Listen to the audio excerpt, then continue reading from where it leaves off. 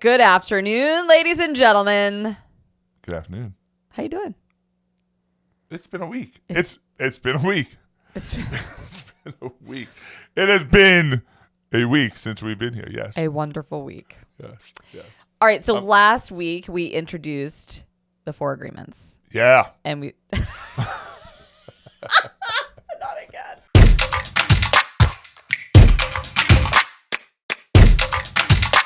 Last week we were talking about the 4 agreements. Yeah. Much better.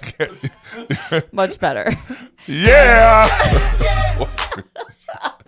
Okay, and we talked about the first one, which was be impeccable with your word. This Yeah. week I want to talk about number 2.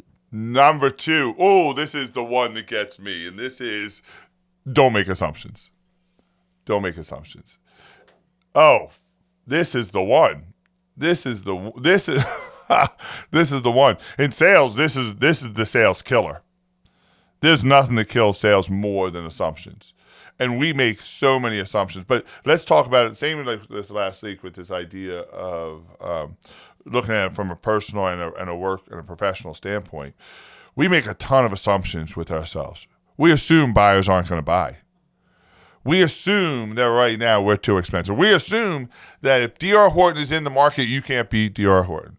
We assume that buyers aren't urgent. We assume that because we put our own personal bias, we put them on other people. And the idea is we make a ton of assumptions. And everybody knows the old adage of what happens when you make an assumption. But the idea is, why are you making those assumptions? Your job as a sales professional is to separate assumptions from facts. And how do you do that? By great discovery. What are the assumptions you're making about a buyer? Well, we assume a buyer's not going to buy. Do you know that to be true? No. We assume that people won't buy at a 6% interest rate or 7% interest rate. Do you know that to be true? Is it true? So the idea is anytime you make an assumption, what you're doing is you're making the decision for the buyer. You're finding what you focus on. And so the idea is don't make those assumptions. Go in with a blank slate and be really good. And if you have an assumption, your job is to get that assumption and try to turn it into a fact. Well, how do you do that? Well, you ask. Let me give you an example. Most people assume that customers will not buy on a first visit. Now, the data may prove that to be correct, but has anybody ever bought on a first visit, do you think, Morgan? Yeah. Of course. Yeah. Of course. So how do you know whether this buyer is going to be the buyer that buys on a first visit? Well, you don't. But if you make that assumption, you won't ask. So why don't you ask the question? Why don't you say, hey, if we're able to find the home that meets all your needs and is in your budget range, will you be moving forward today?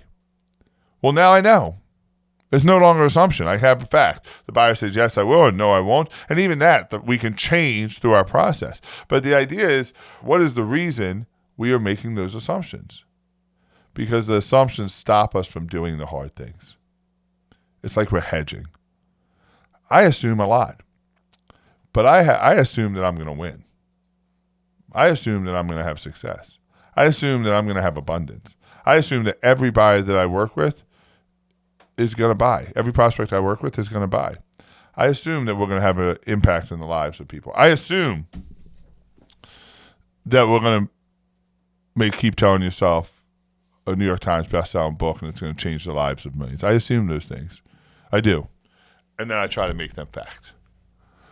Change the assumption to facts and do that through discovery. Be impeccable with your word from last week, and then don't make assumptions. Just go find out the fact. Do discovery. Make sure that we're living our lives with facts and not assumptions. Week 2, be impeccable with your word. Don't make assumptions. Let's go.